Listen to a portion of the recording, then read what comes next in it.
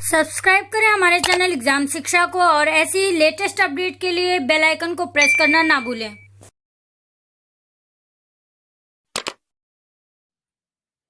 Hello guys, welcome on my YouTube channel exam Shiksha. I hope all you fine guys. आज का जो topic है, पहले मैंने बताया था कि जो है प्री हिस्ट्री हम लोग पढ़ने वाले हैं, तो स्टार्ट करते हैं ज़्यादा टाइम वेस्ट ना करते हुए आज के अपने टॉपिक पे।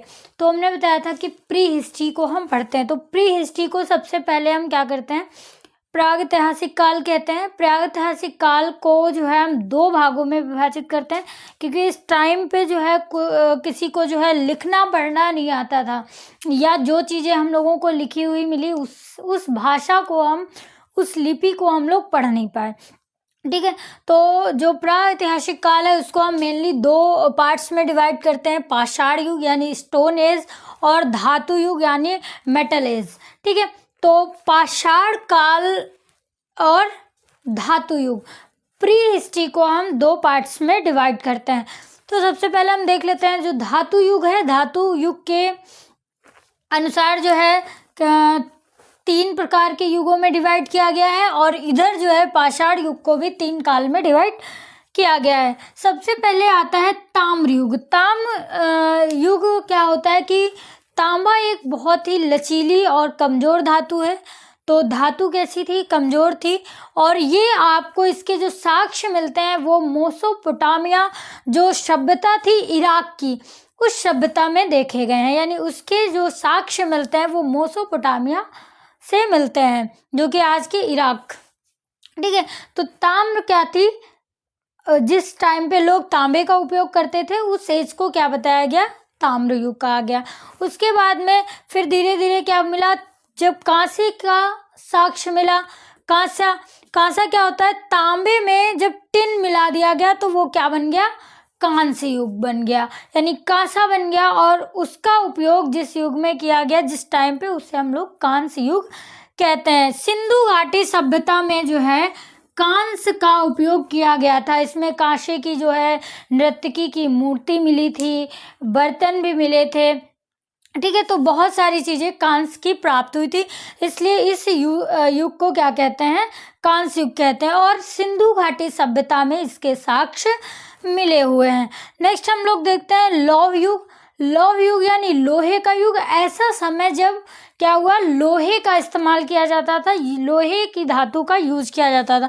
सिंधु घाटी सभ्यता में लोहे के साक्ष्य नहीं मिले, यानी लोहे की खोज नहीं हुई थी। उसके बाद में और आगे चल के लोहे की खोज होती है। लोहे की खोज होने से फायदा ये हुआ कि उससे लोहा जो है बहुत ही मजबूत धातु है, अधिक मजबूत था, तो कांस्य से औजार नहीं बनाए जाते थे। ठीक है, क्योंकि वो क्या होता था, इतना मजबूत नहीं होता था।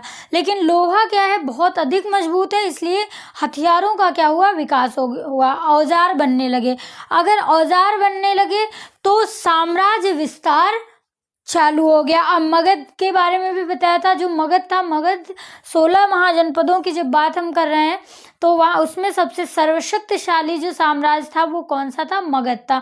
मगध सर्वशक्तिशाली क्यों था, क्योंकि उसके पास लोहे की खान थी, और लोहे की खान होने के कारण उसके पास हथियार भरपूर थे। ठीक है, और हथियार होने के कारण क्या हुआ, उसने अपना साम्राज्य विस्तार किया। ठीक है, अब हम बात कर लेते हैं, ये तो हो गया हमारा धातु युग। धातु के हिसाब से हम कैसे पढ़ते हैं, अब जिस टाइम पे जो मिला उसको उस युग के नाम से हम लोग दर्शाते हैं। पाषाण युग यानी स्टोन एज। स्टोन एज को तीन भागों में डिवाइड किया गया है, पूरा पाषाण काल, मध्य पाषाण काल और नवपाषाण काल।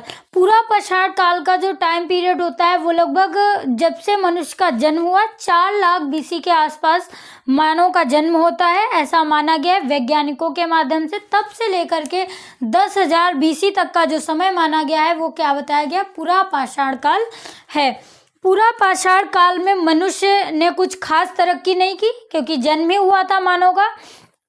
वो एक प्रकार का जंगली जानवर था।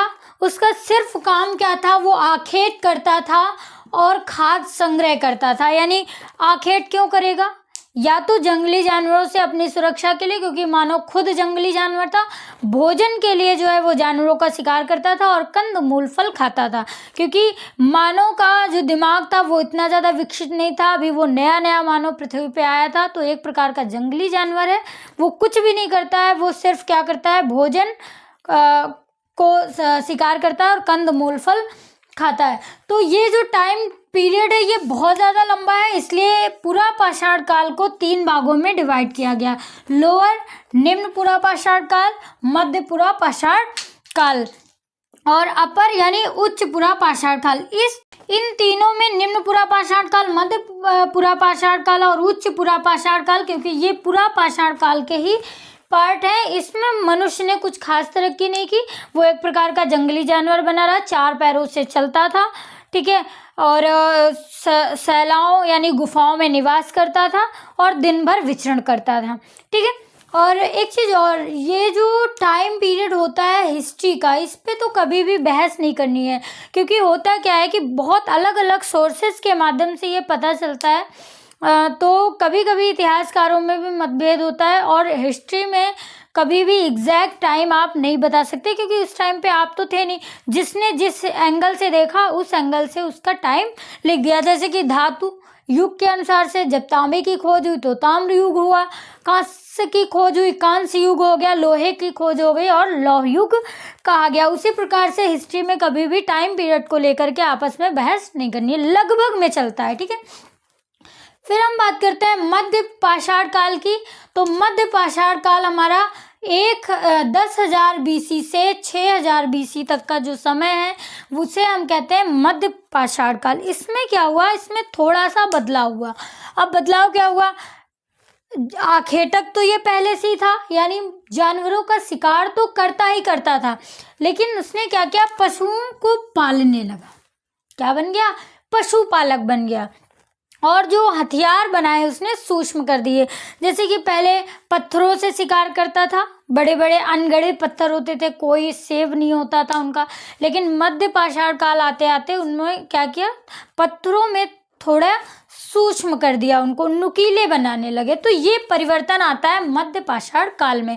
क्या, एक तो वो शिकारी है, अभी भी जानवरों को मार के खा रहा है, लेकिन वो करने क्या लगा है, कुछ पालतू पशुओं को पालने लगा है और हथियार बनाने में सक्षम हो गया, यानी सूक्ष्म हथियार बनाने लगा है, ठीक है। अब हम देखते हैं जो नवपाषाण काल है। नवपाषाण काल का जो टाइम पीरियड है वो 6,000 BC से 2,000 BC है, ठीक है।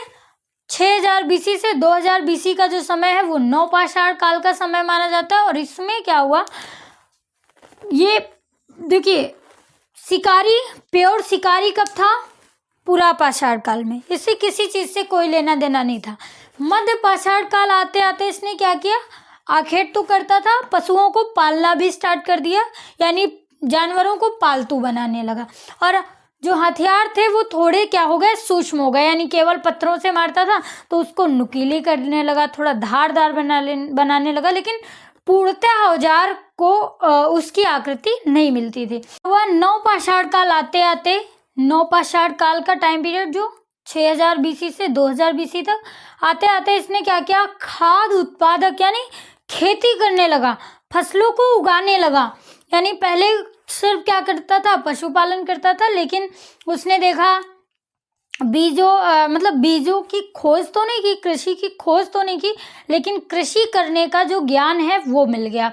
बीज तो कहीं ना कहीं रहे होंगे, मनुष्य ने जाना कि इन बीजों को साल भर में या दूसरे साल में उन चीज़ों को हम उगा करके और उसको खाद्य पदार्थ के रूप में इस्तेमाल कर सकते हैं। तो खाद्य उत्पादक बन गया, यानी खेती करने लगा। जो हथियार थे, जो सूक्ष्म हथियार उसने बनाए थे, हथियार क्या होने लगे, पैने और पॉलिशदार बनाने लगा। तो ये था हमारा पाषाण युग, इसको भी हम फुल डिटेल में पढ़ेंगे, अभी तो ये ओरली था। अब हम लोग देख लेते हैं कि जो पाषाण युग है इसका सोर्सेज क्या रहे, क्योंकि मैंने बताया कि पढ़ना लिखना उनको नहीं आता था, लिख पढ़ नहीं सकते थे, या जो उन्होंने लिखा, जैसे सिंधु घाटी सभ्यता में जो उन्होंने लिखा वो हम पढ़ नहीं पाए। तो सोर्सेज ऑफ प्री हिस्ट्री, प्रागैतिहासिक काल का सोर्स क्या रहा, तो पुरातात्विक स्रोतों के माध्यम से हम इसको पढ़ते हैं। या ताम्रयुग, कांस्य युग, ये भी एक सोर्सेज ही हैं, लेकिन पुरातात्विक सोर्स के हिसाब से हम लोग पढ़ते हैं। तो हुआ क्या, जानवरों की जैसे सींग और हड्डियां मिल जाए, है ना, इससे पता चलता था कि ये हड्डियां या जो अवशेष हैं ये इतने पुराने हैं, या जानवर इस प्रकार के रहे होंगे, कैसे वो शिकार करते थे। पत्थरों के जो औजार मिले, यानी पहले मोटे अनगढ़े पत्थर जो पुरापाषाण काल में थे, फिर थोड़ा थोड़ा उनमें बदलाव किया गया, सूक्ष्म हथियार बने, फिर पॉलिशदार हथियार बने। तो पत्थरों के साइज और इन औजारों को प्राप्त हुआ, ये भी पुरातात्विक स्रोत के अंतर्गत आते हैं। अवशेष यानी मृत जीवों के अवशेष, जानवरों के अवशेष, मनुष्यों के अवशेष, ठीक है, कि पहले का मनुष्य कैसा था, बाद में कैसा हो गया। चित्राकृतियां जो हैं, यानी उस टाइम का जो मनुष्य होगा, कभी फ्री रहा होगा तो दीवार पे कोई ड्राइंग बना रखी होगी, कुछ ऐसे जो है स्रोत मिलते हैं। फिर खोपड़ी, मानव की खोपड़ियों के जो साइज है, यानी मस्तिष्क का साइज, पहले मानव का मस्तिष्क छोटा होता था, उससे बड़ा हुआ, उससे बड़ा हुआ। होमो सेपियंस का जो मस्तिष्क है वो ज़्यादा विकसित है, डेवलप है, ठीक है। तो इन चीज़ों से, यानी पुरातात्विक स्रोत हैं जिनके माध्यम से हम क्या पढ़ते हैं, पाषाण युग को पढ़ते हैं, ठीक है। अब हम बात करते हैं पुरापाषाण काल की। पुरापाषाण काल यानी प्री हिस्ट्री का जो फर्स्ट पार्ट होता है, जिसका टाइम पीरियड होता है 4 लाख बीसी से 40 लाख बीसी से 10,000 बीसी तक, ठीक है, ये इसका टाइम पीरियड होता है। इसमें अब क्या क्या परिवर्तन हुए वो हम देख लेते हैं। सबसे पहले भोजन, जो मनुष्य था वो भोजन मांस और कंदमूल के रूप में खाता था, यानी जंगलों में निवास करता था और शिकार करता था, शिकार करके खाता था, और फल फूल भी जो है जंगलों में खाता था। जब तक वहाँ पे चीज़ें रहीं, जानवरों का शिकार होता रहा या कंदमूल फल मिलते रहे तो एक जगह पे है। उसके बाद में जैसे ही वहाँ पे वो चीज़ें ख़त्म होते हैं, वो दोबारा उन्हीं की खोज में, मांस की खोज में या शिकार की खोज में वो आगे बढ़ता रहता है, यानी पूरी जिंदगी वो क्या करता था, भ्रमण करता रहता था। फिर क्या हुआ, जो पुरापाषाण काल है, इसमें आग की खोज हुई। लगभग 1 लाख ईस्वी पूर्व के आसपास क्या होता है, आग का आविष्कार होता है। किसका आविष्कार हुआ, के आसपास आग का आविष्कार हुआ, ठीक है, आग का आविष्कार हुआ। जब आग का आविष्कार हुआ तो क्या क्या चीज़ें उपलब्ध हो गई, क्या उनकी ज़िंदगी क्या हो गई, थोड़ी सी सरल हो गई, लाइफ सरल हो गई।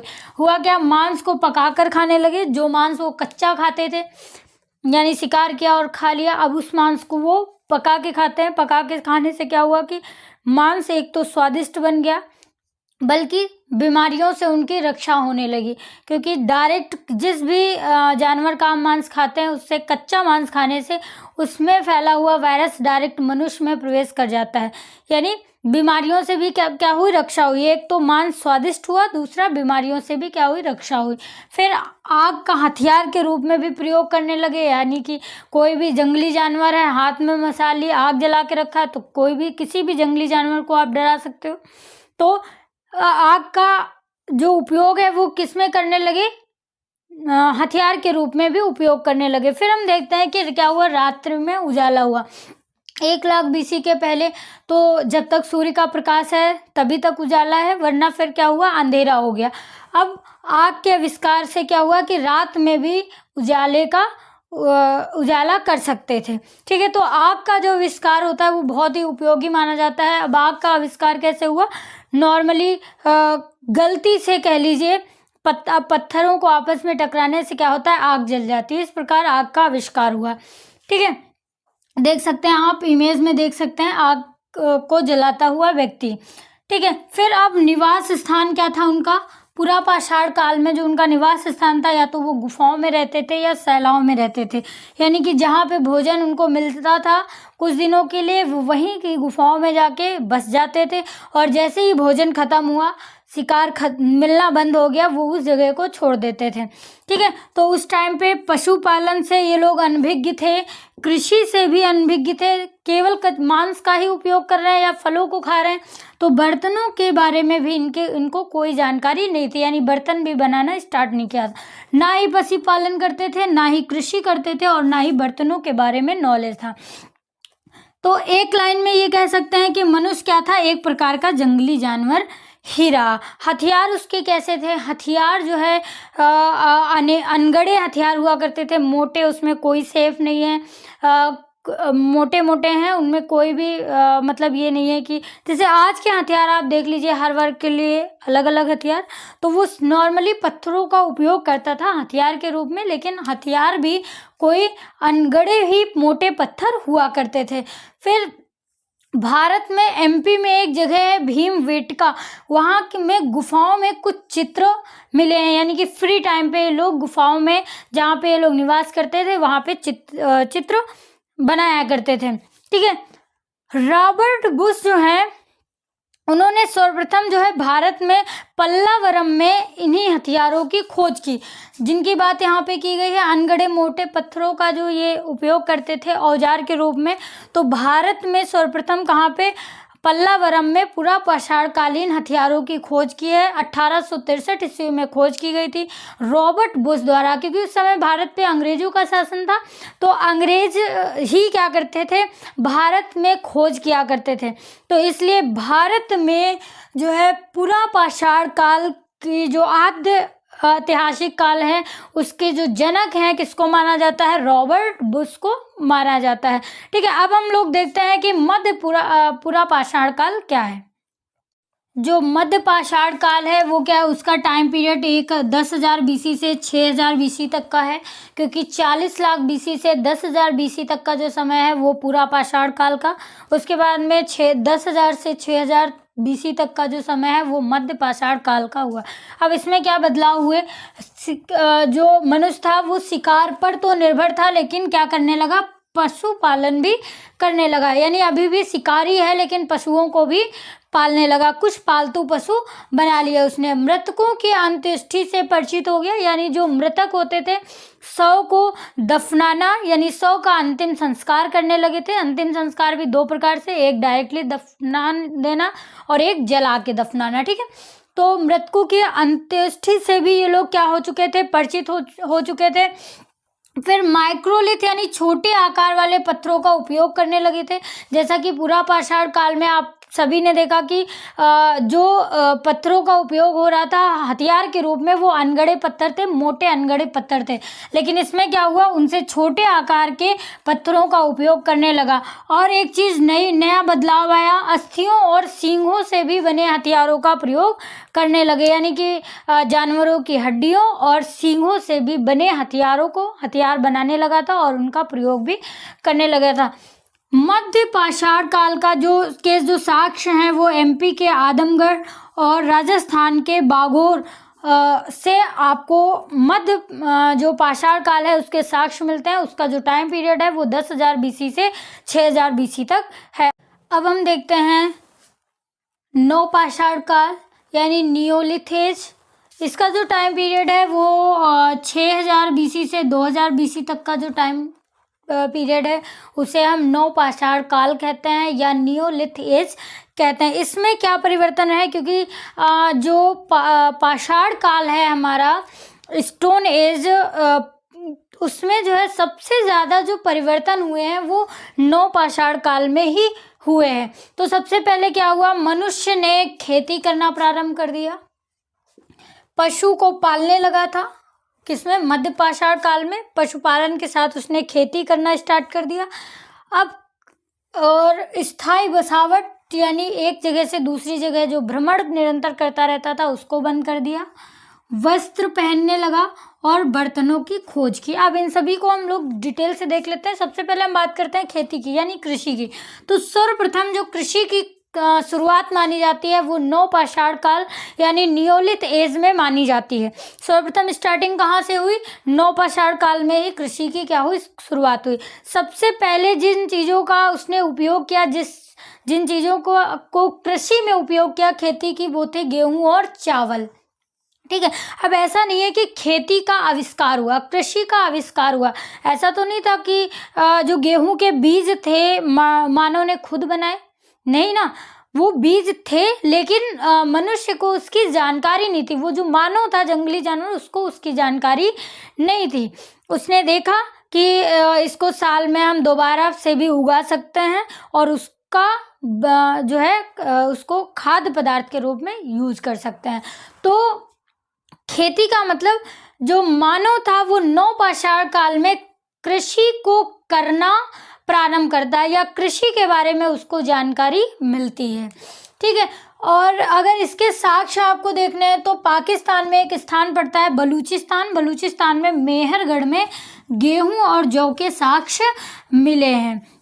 अब दूसरा क्या था? पशुपालन। पशुपालन तो मध्यपाषाण काल में ही चालू कर लिया था, लेकिन नवपाषाण काल आते आते मनुष्यों का जो है पशुओं के साथ गहरा परिचय होने लगा। जैसे कुत्ता है, भेड़, बकरी, घोड़ा, इन सबको पालने लगा और इन्हीं से क्या करने लगा? व्यवसाय करने लगा। क्या किया? व्यवसाय भी करने लगा। किससे? पशुओं से, जैसे कि शिकार करना, मछली को मारना भोजन के लिए ही, और भेड़ बकरियों को पालना, दूध प्राप्त होने लगा इनसे। ठीक है। फिर हम कह रहे थे बात स्थायी बसावट की। तो पहले का जो मनुष्य था, मध्यपाषाण काल तक आपने देखा कि जानवर, जो मनुष्य था जानवर रूप में शिकार करता, भोजन को खाता, कच्चे मांस से वो पका के खाने लगा। लेकिन जैसे ही शिकार मिलना बंद हुआ, कंदमूल मिलना बंद हुआ, मनुष्य एक जगह से दूसरी जगह भोजन की तलाश में हमेशा चलता रहता था। लेकिन जब कृषि की जैसे ही कृषि की खोज की उसने, तो उसने स्थायी बसावट अपना बनाना स्टार्ट कर दिया, यानी स्थायी होने लगे। एक ही जगह पे जब भोजन भी मिल रहा है, ठीक है, एक ही फसलों को आप उगा भी सकते हैं, यानी भोजन की कोई कमी नहीं है, शिकार करने की आवश्यकता नहीं है, बल्कि शिकार करता था। ठीक है। तो अब उसने क्या किया? बांस और मिट्टी के लेप से बने झोपड़ियां बनाई और उसी में निवास करने लगा। ये क्रांतिकारी जो आविष्कार है वो है। ठीक है। कश्मीर में नवपाषाण काल का अगर आपको सोर्सेज देखना है तो कश्मीर में के बुर्ज होम में गर्त निवास देखा गया, यानी मिट्टी को खोद करके मिट्टी के अंदर बना हुआ घर, जिसे हम क्या कहते हैं? गर्त निवास कहते हैं। कहाँ मिलेगा? कश्मीर के बुर्ज होम में। ठीक है। फिर मिट्टी के बर्तन भी बनाना शुरू कर दिया, यानी मिट्टी से क्या बताया गया यहाँ पे? बर्तनों का उपयोग। क्या क्या सीखा? खेती करना भी आया, पशुपालन भी, स्थायी बसावट भी करने लगा, बर्तन का निर्माण, मिट्टी के बर्तनों को आग का निर्माण तो पहले ही हो चुका था, मिट्टी के बर्तन बनाए और आग में पकाए। तो मिट्टी से बने बर्तनों को कहते थे मृद भांड। क्या कहते हैं?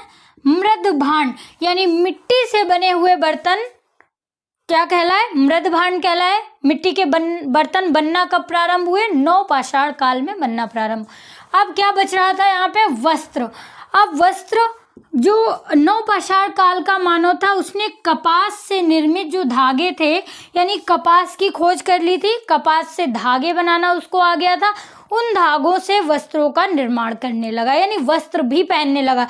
पहले तो बिना वस्त्रों के घूमता था, फिर पत्ते वत्ते लपेट कर घूमता था इधर से उधर, लेकिन नवपाषाण काल में उसने बहुत कुछ किया। खेती भी कर रहा है, पशुपालन भी कर रहा है, स्थायी बसावट भी हो गई, वस्त्र भी पहनने लगा और बर्तन भी बनाने लगा, यानी भोजन पकाने के लिए बर्तनों की भी आवश्यकता थी। ठीक। तो और आंशिक सावधान की शुरुआत हुई, यानी आंशिक सावधान का मतलब होता है दफनाना। क्या? दफनाना, यानी शवों को क्या करने लगा? दफनाने लगा। फिर पालिशदार पत्थरों के उपकरणों का उपयोग हुआ। पहले अनगढ़े पत्थर, मध्य पाषाण काल में उससे कम यानी छोटे पत्थरों की शुरुआत हुई, नुकीले और छोटे। लेकिन नवपाषाण काल में पालिशदार पत्थरों की हर काम के लिए अलग अलग औजारों को निर्मित कर लिया, बहुत ही नुकीले।